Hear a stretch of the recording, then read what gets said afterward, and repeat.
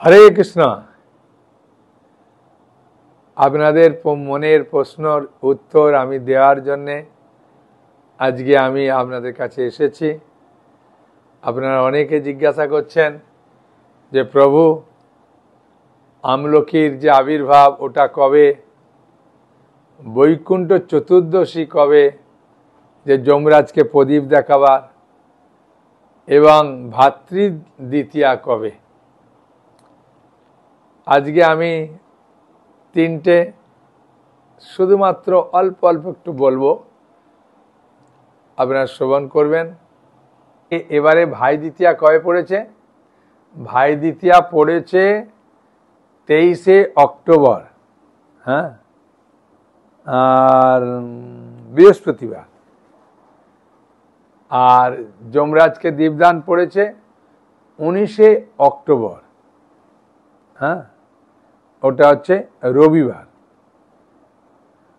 আর বৈকুণ্ঠ চতুর্দশী, হ্যাঁ, ওটা পড়েছে মানে আমলকি বৃক্ষের জন্ম, হ্যাঁ, ওটা পড়েছে 4 নভেম্বর মঙ্গলবার। ঠিক আছে। বেশিরভাগ মায়েরাই বলছেন আমরা ভাইকে ফোঁটা দিতে যাই বা ভাইকে নেমন্তন্ন করে বাড়িতে নিয়ে আসি।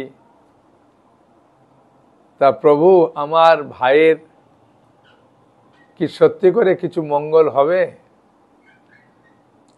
আমি বললাম শাস্ত্রে যেগুলো আছে সেগুলো কখনো খণ্ডন করা যায় না।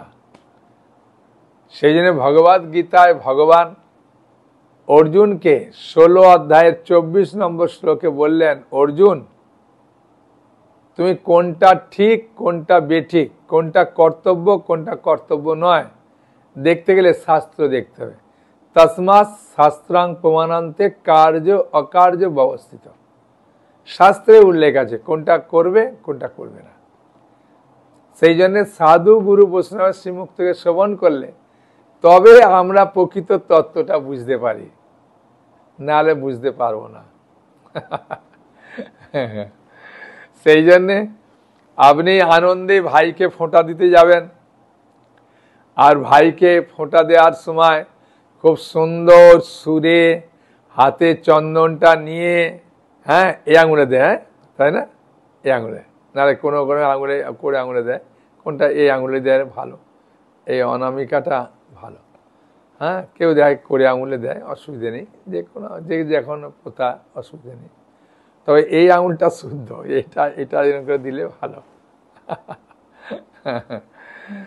তা সে যাই হোক, যে আঙুলেই দেন চন্দন সেটা কোনো ব্যাপার নয়। অনেকে ধান দুর্বাদিও আশীর্বাদ করে। এখন এই যে আশীর্বাদ করার সময় যে মন্ত্রটা বলে, হ্যাঁ, কি বলে বলুন? হ্যাঁ, ভাইয়ের কপালে দিলাম ফোঁটা, জমের দুয়ারে পড়ল কাঁটা। ভাইয়ের কপালে দিলাম ফোঁটা, জমের দুয়ারে পড়ল কাঁটা। যমুনা দেয় জমকে ফোঁটা, আমি দিই আমার ভাইকে ফোঁটা।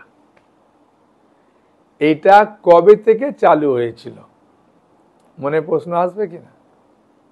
এবং যমরাজ আর যমুনার সঙ্গে কি সম্পর্ক?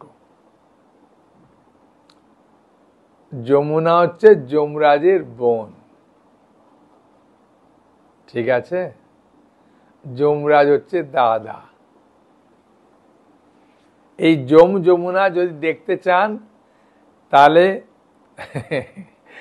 আপনাকে মথুরা বিশ্রাম ঘাটে এই যমুনা মন্দির আছে।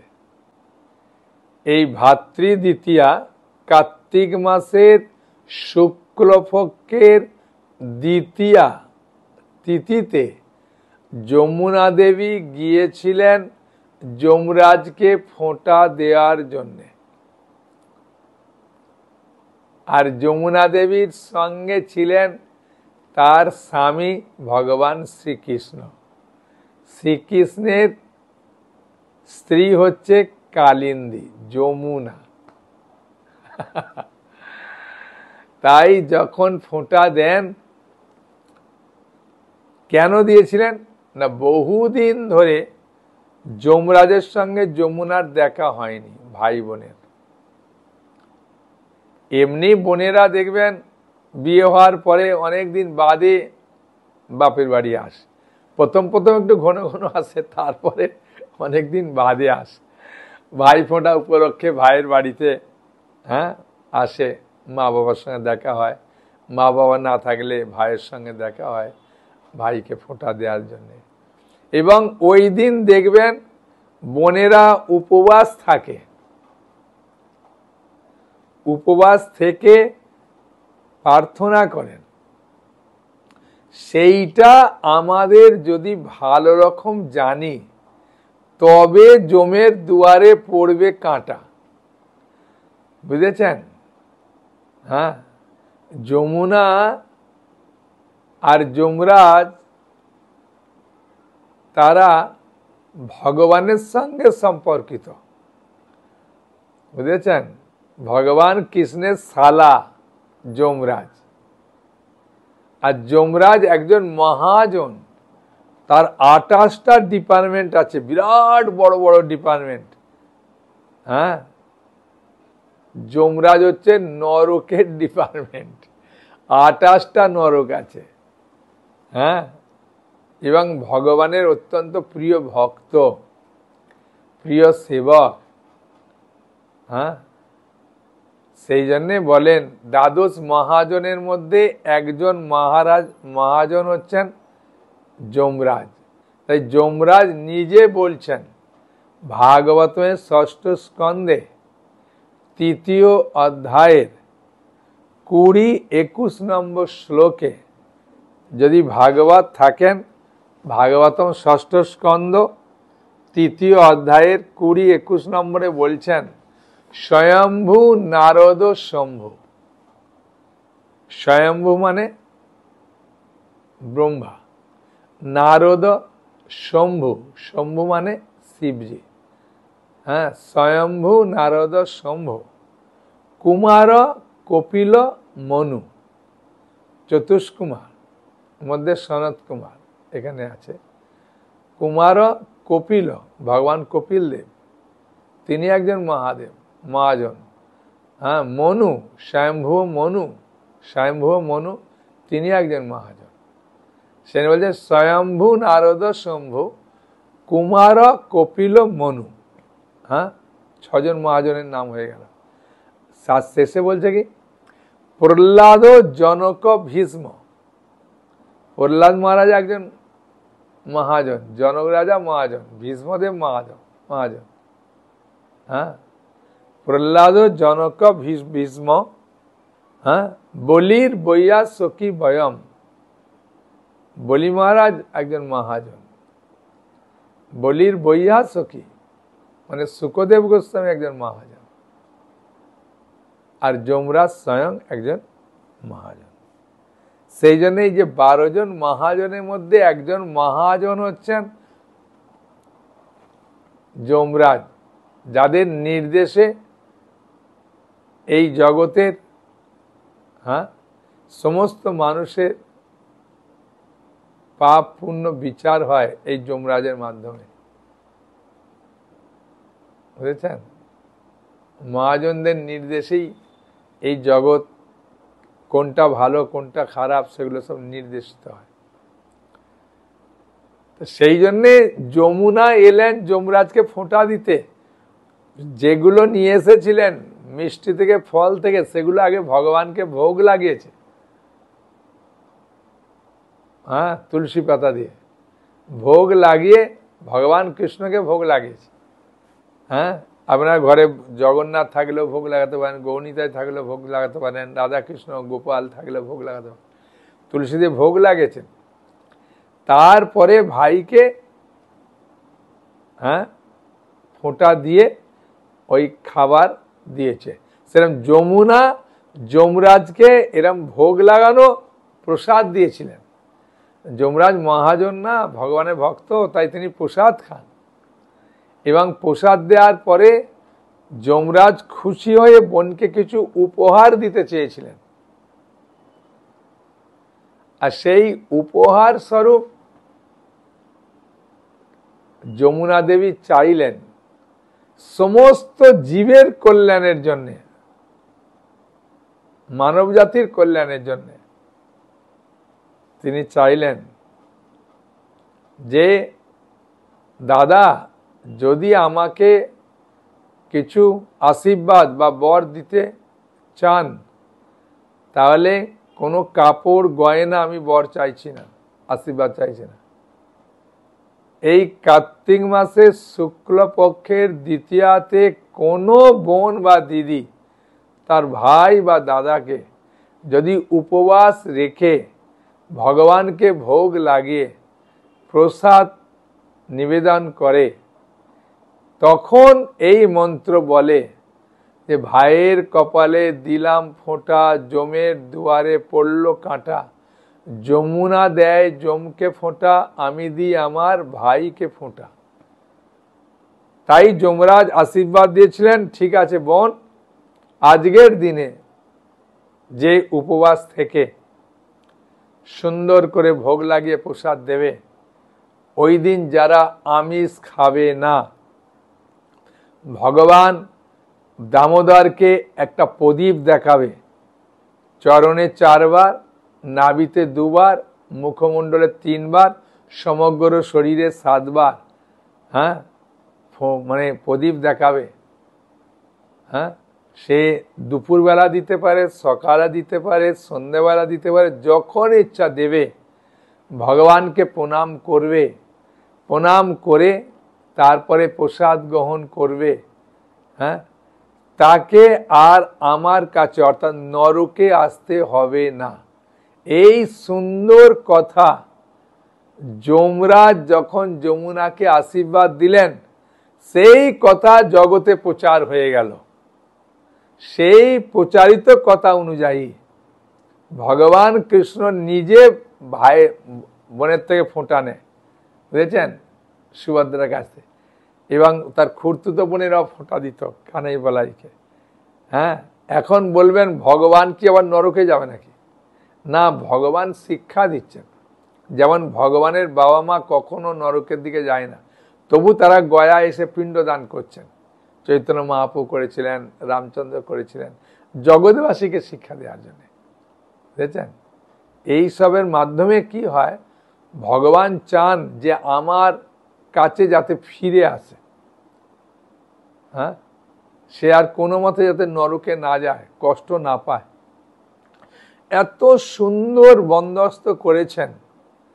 বোনের কোনো উপকার, দিদির কোনো উপকার হচ্ছে না, দেখুন ভাইয়ের জন্য করছে, মানে ভাই বোনের সঙ্গে কত গভীর সম্পর্ক রাখার জন্য।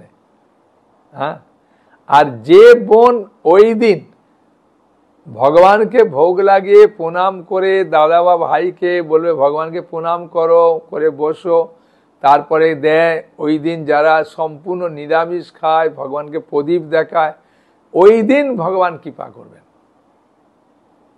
হ্যাঁ, ভগবান একদম স্পষ্ট করে বলে দিয়েছেন, বুঝেছেন। ভাগবতের 6ষ্ঠ স্কন্ধ 3য় অধ্যায়ের 29 নম্বর শ্লোক, এই যে 6ষ্ঠ স্কন্ধ আছে, খুলবেন, 3য় অধ্যায় খুলবেন আর 29 নম্বর শ্লোক খুলবেন। হ্যাঁ, বুঝেছেন, সেখানেতে কত সুন্দরভাবে বলছেন। হ্যাঁ, জীবান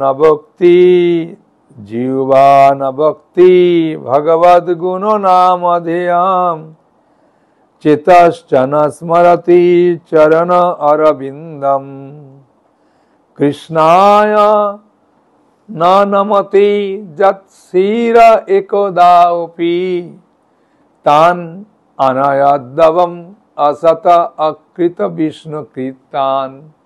এর মানেটা কত সুন্দর, দেখুন অনুবাদটা বলছে, হে ভৃত্যগণ, যমরাজ যমদূতদের বলছেন, হে ভৃত্যগণ, সেই সমস্ত পাপীদেরই আমাদের কাছে নিয়ে আসবে। কোন পাপীদেরকে? যাদের জিহ্বা শ্রীকৃষ্ণের নাম গুণ ইত্যাদি কীর্তন করে না, যাদের চিত্ত একবারও কৃষ্ণের পাদ পদ্ম স্মরণ করে না, যাদের মস্তক একবারও কৃষ্ণের চরণে প্রণত হয় না, আর যারা মনুষ্য জীবনের একমাত্র কর্তব্য শ্রী বিষ্ণুর ব্রত অনুষ্ঠান করে না, তাদের আমার কাছে নিয়ে এসো। তাহলে আজকের দিনে যদি আপনি বুদ্ধি হয়ে করে ভাইকে ভগবানকে প্রণাম করাবেন, যে ভাই ভগবানকে একটু প্রণাম করুন, ভাই ভগবানকে দীপ প্রদীপ দেন, হ্যাঁ ভাই এই ভগবানের নাম একবার করি, হরে কৃষ্ণ কৃষ্ণ কৃষ্ণ হরে হরে, হরে রাম রাম রাম হরে হরে। হ্যাঁ, ভগবানেরকে দর্শন করা, ভগবানকে প্রণাম করা, হরিনাম করা, হ্যাঁ সেগুলোই কেন বলছে। তাদের যদি একবারও করে তাহলে তাকে আর আমার কাছে নিয়ে আসবে না। হ্যাঁ, কোথায় যাবে না, বিষ্ণুদূতরা তাকে নিয়ে যাবে। চিন্তা করুন কি লাভ হবে। হ্যাঁ, আর যদি একাদশী ব্রত করান, হ্যাঁ আর যদি জন্মাষ্টমী, রাধাষ্টমী, হ্যাঁ এইসব ব্রতগুলো করান, গৌরাঙ্গ মহাপুর শুভ আবির্ভাব তিথি, এগুলো যদি করান তাহলে তার কোনো কথাই নেই। আপনি প্রকৃত মানে কাজ করছেন কার, দাদা বা ভাইয়ের, এবং দাদা ভাইয়ের কৃপা আপনিও লাভ করলেন। যেহেতু একজনকে কেউ যদি ভক্তিপথে আগিয়ে নিয়ে যায় তার বিরাট কৃপা, সেই হিসাবে আপনিও কৃপা পেলেন, দাদা ভাইও কৃপা পেলেন। তাহলে প্রকৃত মঙ্গলের জন্য এগুলো করা ভালো, তাই না? আর মাছ মাংস ডিম পেঁয়াজ রসুন তো সারা জীবনই খেলেন, হ্যাঁ কেন ভাইয়ের বাড়িতে খেতে যাবেন আর ভাইকে নেমন্তন্ন করে এনে কেন খাওয়াবেন? বলেন বাবা একটা দিন ভাই খেও না, আর একটা দিন তোমার বাড়িতে আমি খেতেও আসিনি, অন্যদিন খাবো, অন্যদিন খেতে এসো। একটা দিন যদি পালন করবেন তাতে কি লাভ দেখুন। যমরাজ স্বয়ং বলছেন যমদূতদের, এবং যমুনা দেবী কৃপা করে আমাদেরকে বলেছেন, ঠিক না? সেই জন্যে আমি করজোড়ে অনুরোধ করব যে সারা জীবনই তো খাচ্ছেন আর খেয়েছেন, তাই না? তা একদিন কেন আপনি খেতে যাবেন বা খাওয়াতে যাবেন? সত্যি যদি আপনি আপনার ভাইয়ের কপালে ওই কাঁটা না দেবেন, হ্যাঁ আর মাংসের হাড় না দেবেন, তাহলে ভাইয়ের কপালটাও বাঁচবে, আপনারও কপাল বাঁচবে। তাই আপনার কাজ দাদা ভাইকে বলা, এবং দাদা ভাইয়ের কাজ বোনকে বলা। হ্যাঁ, তাহলে দুজনেই দেখবেন খুব আনন্দে থাকবেন। কিছু উপহার যদি নাও দেন, শুধু যদি এইটা উপহার স্বরূপ করবেন তাহলে বিরাট লাভ। সেই জন্যে যমুনা দেবী আমাদের মঙ্গলের জন্য হ্যাঁ এই প্রথা চালু করেছেন, বুঝেছেন? সেই জন্যে আমি করজোড়ে অনুরোধ করব আপনাদের মঙ্গলের জন্য। আর একটা আছে কৃষ্ণপক্ষের ত্রয়োদশী তিথি। হ্যাঁ, কৃষ্ণপক্ষের ত্রয়োদশী তিথিটা পড়েছে 19 তারিখে, 19শে অক্টোবর, বুঝেছেন? 19শে অক্টোবর এটা কৃষ্ণপক্ষের ত্রয়োদশী তিথি। ওই দিন ঘরের বাইরে আকাশের দিকে যদি একটা প্রদীপ দেখাবেন, একে বলে বৈকুণ্ঠ। হ্যাঁ, কৃষ্ণ ত্রয়োদশী তিথি। হ্যাঁ, সেই জন্যে এই তিথিটা খুব মঙ্গলকর। যদি যমরাজকে একবার প্রদীপ দেখাবেন তাহলে কোনোদিনও আপনি অকাল মৃত্যুর পথে যাবেন না। হ্যাঁ, সেই জন্যে এই কৃষ্ণ ত্রয়োদশী তিথিতে দীপদানটাকে খুব মাহাত্ম্য দেওয়া হয়েছে, বুঝেছেন? হ্যাঁ, 19শে অক্টোবর, বুঝেছেন? 19শে অক্টোবর এটা বার পড়ছে আপনার রবিবার, রবিবার পড়েছে, বুঝেছেন? তা 19শে অক্টোবর রবিবার আপনি ঘরের বাইরে জাস্ট সন্ধ্যেবেলার দিকে, হ্যাঁ, অনেকে বলছে ও ফ্ল্যাট থেকেও বেরিয়ে জাস্ট একটু আকাশের দিকে তাকিয়ে, হ্যাঁ, যদি এই মন্ত্র বলে আপনি দীপ দেবেন, হ্যাঁ, তাহলে যে দেবেন তার মঙ্গল। এখানে ভাই বোন কিছু নেই, হ্যাঁ, যে দেবে তার মঙ্গল। হ্যাঁ, আর স্ক্রিনে লেখা আছে, আমরা দেখে দেখে পাঠ করতে পারেন, খাতায় লিখে নিতে পারেন। হ্যাঁ, মৃত্যু না পাশ দণ্ডাভ্যাম কালো শ্যামলয়া সহ ত্রয়োদশ্যাম দীপদানাত সূর্য প্রিয়তাম। আর একবার বলি তাহলে, মৃত্যু না পাশ দণ্ডাভ্যাম কালো শ্যামলয়া সহ ত্রয়োদশ্যাম দীপদানাত সূর্য প্রিয়তাম। হ্যাঁ, বুঝেছেন? তা কৃষ্ণ ত্রয়োদশীতে এই দীপদানের দ্বারা যারা সূর্যপুত্র মূর্তিমান কালস্বরূপ যমরাজ আমার উপর প্রসন্ন হন, তিনি পাশ, দণ্ড এবং স্বয়ং মৃত্যুকে ধারণ করেন ও স্বয়ং দুর্গাদেবীও তার সঙ্গে অবস্থান করেন। সেই জন্য এই দিনটাও খুব মঙ্গলকর। তবে ভাতৃদ্বিতীয়াতে সব থেকে বেশি কৃপা পাবেন। হ্যাঁ, আর আমলকি চতুর্দশী যেটা বলছি, হ্যাঁ, ওটা হচ্ছে পূর্ণিমা, হ্যাঁ, শেষ দিন যে পূর্ণিমা, তার আগের দিনটাতে আমলকি দেবীর জন্ম হয়েছিল। হ্যাঁ, আমলকি বৃক্ষের জন্ম হয়েছিল, সেই জন্যে এই দিনটা ভগবান অত্যন্ত কৃপাময়, যেন বলে বৈকুণ্ঠ চতুর্দশী বলে। বুঝেছেন? ওই দিন যদি আমলকি খাবেন, হ্যাঁ, আমলকি উচ্চারণ করবেন, নাম উচ্চারণ করবেন, আমলকি গাছকে প্রদীপ দেখাবেন, প্রার্থনা করবেন, হ্যাঁ, ওই দিন প্রচুর লাভ। হ্যাঁ, কেন এই পৃথিবীর প্রথম বৃক্ষ হচ্ছে আমলকি। বুঝেছেন? আমলকি ওই জন্যে বিষ্ণুর খুব প্রিয়। কিভাবে আমলকির জন্ম হয়েছিল একটু শুনুন। সৃষ্টির প্রারম্ভে সমগ্র ব্রহ্মাণ্ড জলমগ্ন ছিল। এটা শ্রীশ্রীমৎ ভক্তি পুরুষোত্তম মহারাজের এই যে দামোদর বইটা আছে না, এই দামোদর বইতে আছে 91 পাতায়। ঠিক আছে, যারা আছে করবেন, যারা নেননি তারা কিনে নিতে পারেন পরেও।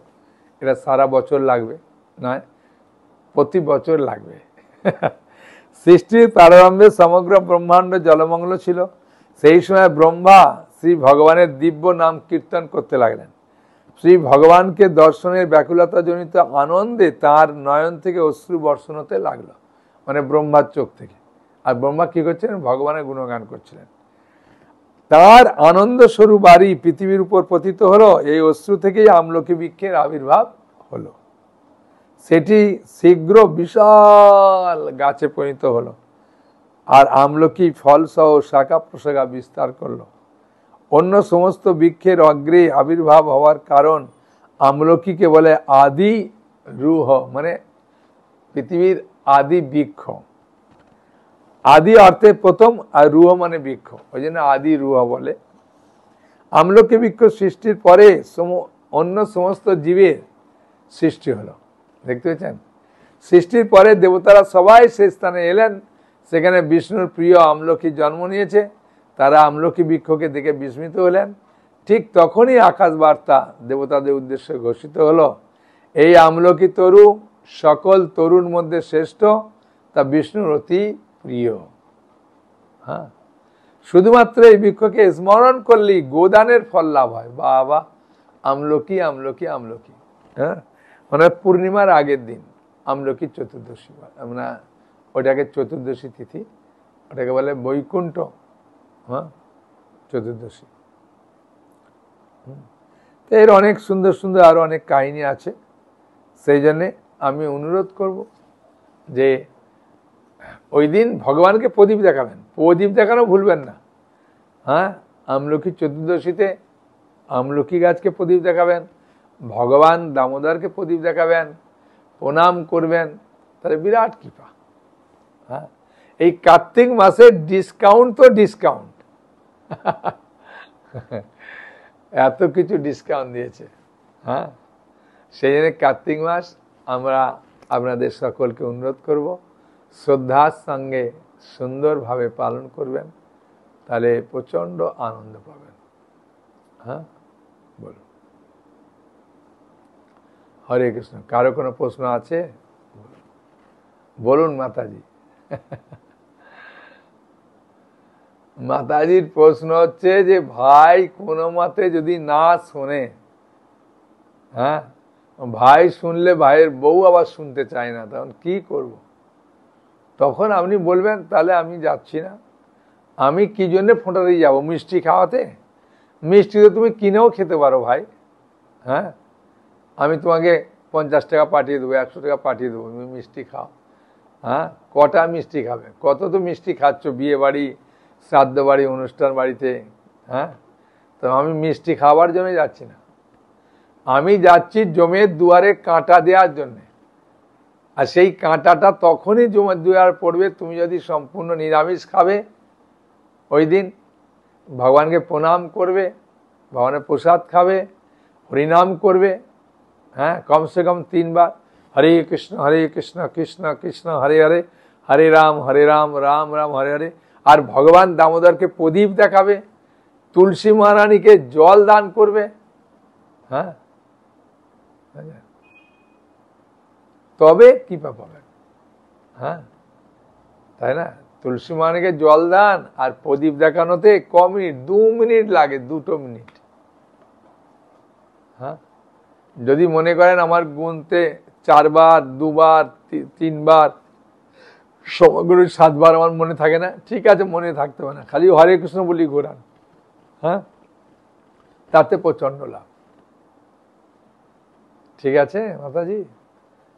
বলবেন আমি তাহলে আর ওই মিষ্টি খাওয়াবার জন্য যাচ্ছি না, আমি যাচ্ছি প্রসাদ খাওয়াবার জন্য। আমি বাড়ি থেকে ভোগ লাগিয়ে নিয়ে যাব। যদি তোমার বাড়িতে ভাই তুলসী পাতা না থাকে, হ্যাঁ, পাত্র না থাকলে পাতা, কলা পাতা বা শাল পাতায় ভোগ লাগিয়ে দেবেন, দিয়ে শাল পাতায় খেতে দেবেন।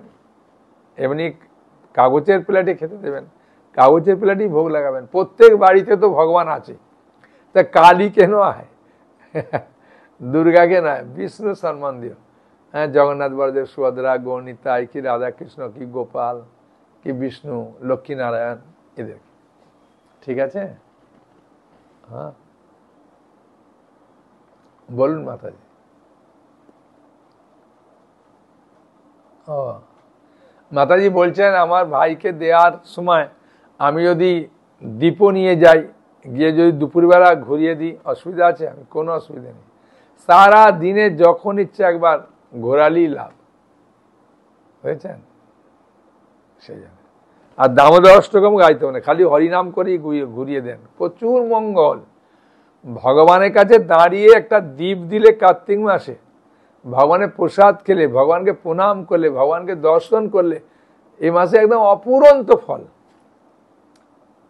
হ্যাঁ, সেই জন্য করুন।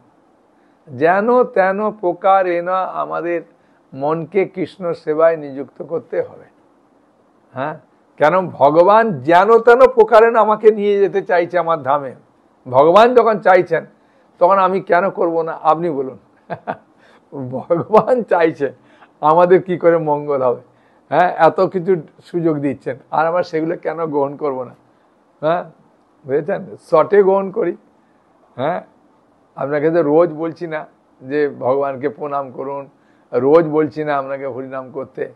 হ্যাঁ, করলে তো খুবই মঙ্গল। একদিন তো করুন। এখানে তো যমরাজ সেটাই বলছেন, একদিন যদি করে এখানে, তাতেই বলছেন যমরাজকে বলছে পাঠাবে না।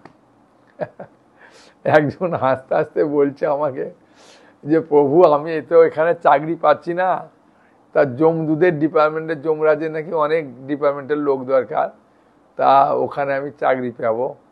হ্যাঁ, আমি পাবেন তো বটে। 100 জনম যদি সে নরকে যায়, খালি জন্মগ্রহণ করে নরকে যায়, তখন যমরাজ তাকে আর এখানে পাঠায় না, তখন তার ডিপার্টমেন্টে আপনার থেকে চাকরি ঢুকিয়ে দেয়, বুঝেছেন? হ্যাঁ, ওখানে ওই চিঠি ফিটি দিয়ে পারবেন না, পার্টির লোক ধরেও হবে না। ওখানে আপনি 100 জনম যদি পারবার পাঠ করবেন আর নরকে যাবেন, তখন চিত্রগুপ্ত বলবেন, প্রভু এই 100 বার নরকে ঘুরে গেছে, আবার জন্মগ্রহণ করেছে, আবার পাপ করেছে, বলে তাহলে আর ওকে পাঠাতে হবে না, আমার ডিপার্টমেন্টে দিয়ে দিয়ে। হ্যাঁ, তাই যমরাজের কাজটা লোককে ধরে আনা ভালো কাজ নয়। আর যমরাজকে দেখতে খুব মানে খারাপ দেখতে। আসলে অনেকে জানে না তো, মনে করে যে ওখানে গেলে বাবা ভালো খাওয়া দাওয়া, চাকরি পাবো না, প্রচন্ড কষ্ট ওদের। এখানে তো আপনি অনেক সুখে আছেন। হ্যাঁ, আর যদি ভগবানের প্রসাদ খাবেন, কত খাবার আছে। হ্যাঁ, লুচি পুরি থেকে আরম্ভ করে, মিষ্টি থেকে আরম্ভ করে, হ্যাঁ, এই মাছ মাংস ডিম পেঁয়াজ রসুন আর মুসুর ডাল ছাড়া কত খাবার আছে।